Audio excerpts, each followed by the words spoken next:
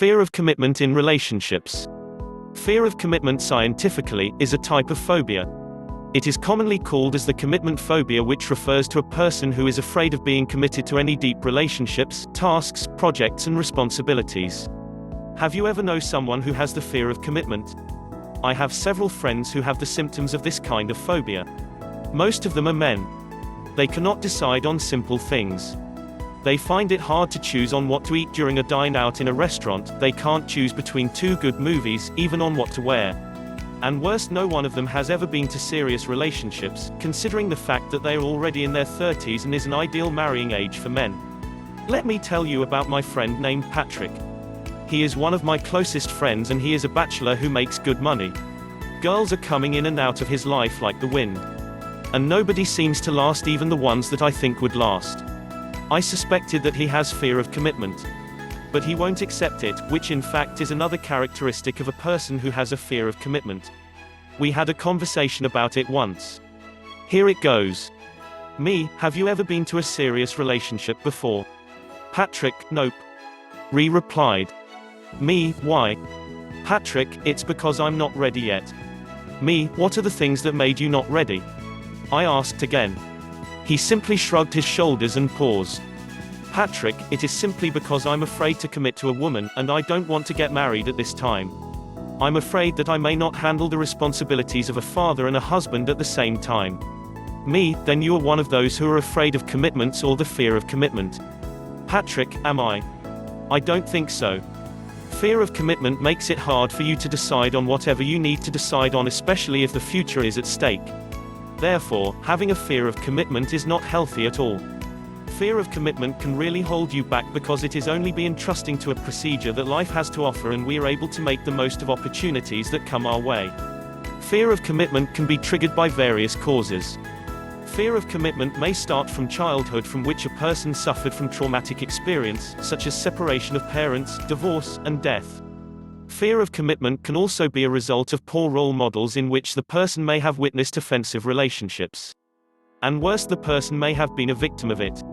These experiences have a great impact on the person's decision-making and therefore the cause of development of their fear of commitment.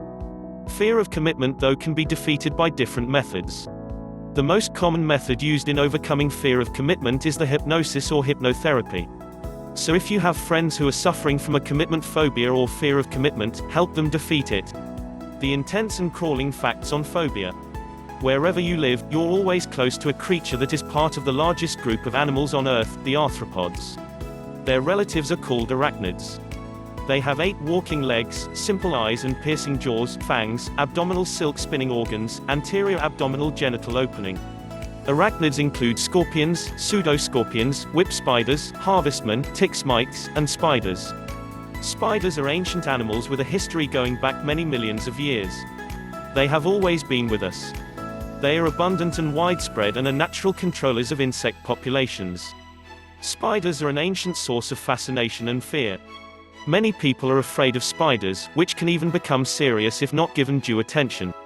So why the fear of spiders? Fear of spiders can be divided into 2 categories. One is born mostly from a dislike or disgust for spiders, and the other is based on fears that have little or no basis in reality.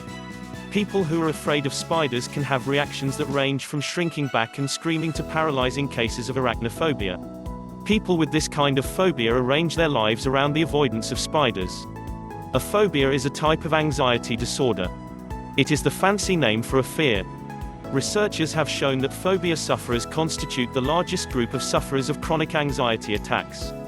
In the States alone, there are more than 23 million Americans who suffer from anxiety disorders so severe that they have an impaired ability to function. 80% of them are women. But a phobia isn't just any kind of fear. It is also a kind of fear that doesn't go away. A phobia is different because it is an extremely strong fear of a situation or thing, in this case, the fear of spiders or arachnophobia. Arachnophobia is the scientific name for the fear of spiders.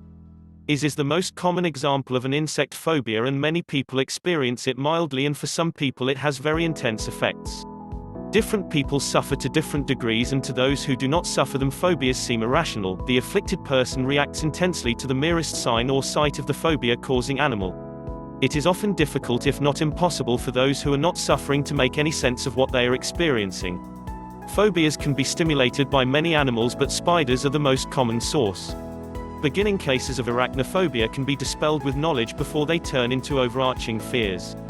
Teaching a child about spiders while the child is calm may help with systematic desensitization. It means that the child will become progressively more relaxed when encountering or thinking about a spider. This may help avoid expensive therapies. Another way to cure fear is by means of aversion therapy or direct shock therapy. Patients are persuaded to approach spiders step by step, stopping when they feel their fear culminate. By staying in that position for some time, the fear recedes and patients are encouraged to approach the feared animal ever more closely. Finally, they succeed in touching it and even in letting it walk on them as they realize that there's really nothing to be afraid of. Hypnosis can also apply to victims who suffer from phobias. Spiders are really fascinating and attractive animals, and if one can learn to share the world with them in peace, we will have added a little enjoyment to life. Conquer your fear. Learn to be confident in public speech. In public speaking, fear may be viewed as negative, leading to ineffective communication.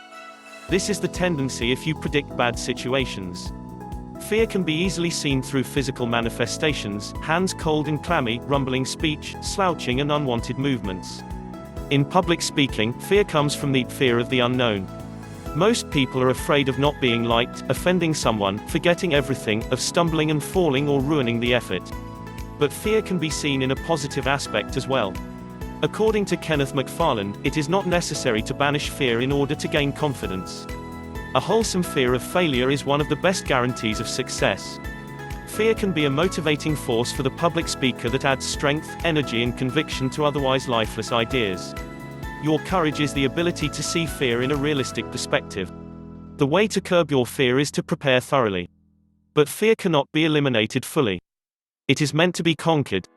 In any public speaking experience, stage fright and anxiety are hindrances to building your self-confidence. Stage fright is an emotional state that affects people the minute they stand before an audience. Having positive thoughts greatly help in managing stage fright. Believing that you are going to succeed, that you are effective as a speaker and that your audience will trust you and gain respect for you are sure winners to combat fear. Furthermore, being aware that nobody is perfect and everybody is prone to mistakes are effective thoughts to calm you down. Best of all, think that the audience is your friend. If you need to know more on how to build your self-confidence, here are some practical tips. 1. Share your personal experience to begin your talk. Why? Because no one knows better than you do. 2. The most effective way out, if fear attacks you, is to do it. Conquer your fear. Do not hesitate just because you think that someone can do better than you do. 3. Accept that you know. Be confident to share about it. 4. As a public speaker, you ought to assume the delivery man role and that you carry an important message that you need to get across. 5. Apologizing in public speaking is a sin. Do not apologize for your material or even your lack of experience. 6. Be yourself and be confident. Do not imitate government officials in the way they speak. Speak in your own official capacity. 7. Prepare for the occasion by dressing appropriately and then forget how you look. Confidence is a key element in achieving success. But remember, be on guard against overconfidence. How to handle fear in using the Law of Attraction classics. Fear thoughts is that condition of the mind in which everything is seen through blue glasses, in which everything seems to bring a sense of the futility of endeavor, the "I can't" principle of mentality, as contrasted with the "I can and I will" mental attitude. It is the noxious weed in the mental garden, which tends to kill the valuable plants to be found therein. It is the fly in the ointment, the spider in the cup of the wine of life. So far as we know, the first person to use the word "fear thought," which has now passed into common use, was Horace Fletcher, the well-known writer, who coined it to supplant the use of the word "worry" in a certain sense. He had pointed out that anger and worry were the two great hindrances to a well-balanced, advanced and progressive mentality, but many misunderstood him and urged that to abolish worry meant to cease taking any consideration of the morrow, a lack of common prudence and forethought.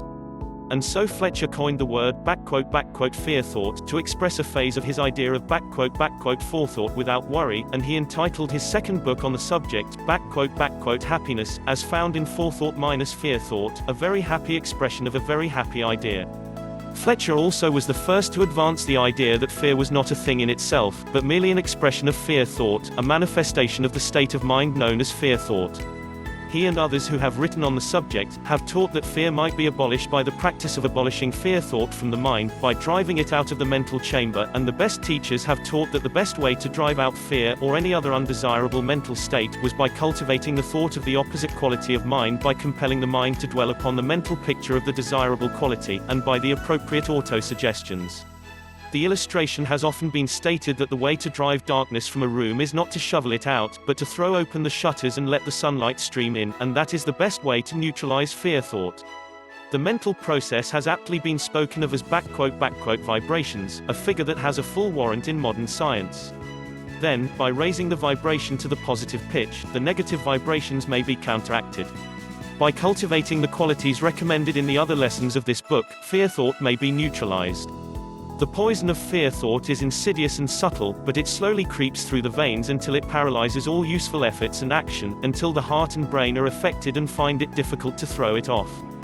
Fear thought is at the bottom of the majority of failures and going down in life. As long as a man keeps his nerve and confidence in himself, he is able to rise to his feet after each stumble, and face the enemy resolutely, but let him feel the effects of fear thought to such an extent that he cannot throw it off, and he will fail to rise and will perish miserable. There is nothing to fear except fear, has well been said. We have spoken elsewhere about the law of attraction, which operates in the direction of attracting to us that which we desire. But there is a reverse side to this. It is a poor rule that will not work both ways. Fear will set into motion the law of attraction just as well as desire.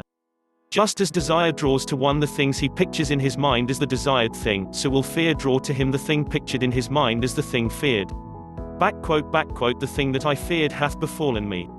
And the reason is very simple, and the apparent contradiction vanishes when we examine the matter. What is the pattern upon which the law of attraction builds under the force of desire? The mental image, of course. And so it is in the case of fear. The person carries about the mental image or haunting picture of the feared thing, and the law of attraction brings it to him just as it brings the desired thing. Did you ever stop to think that fear was the negative pole of desire? The same laws work in both cases. So avoid fear thought as you would the poisonous draught that you know would cause your blood to become black and thick, and your breathing labored and difficult. It is a vile thing, and you should not rest content until you have expelled it from your mental system. You can get rid of it by desire and will, coupled with the holding of the mental image of fearlessness. Drive it up by cultivating its opposite. Change your polarity. Raise your mental vibrations. Someone has said, there is no devil but fear, then send that devil back to the place where he properly belongs, for if you entertain him hospitably he will make your heaven a hell in order that he may feel at home. Use the mental big stick on him.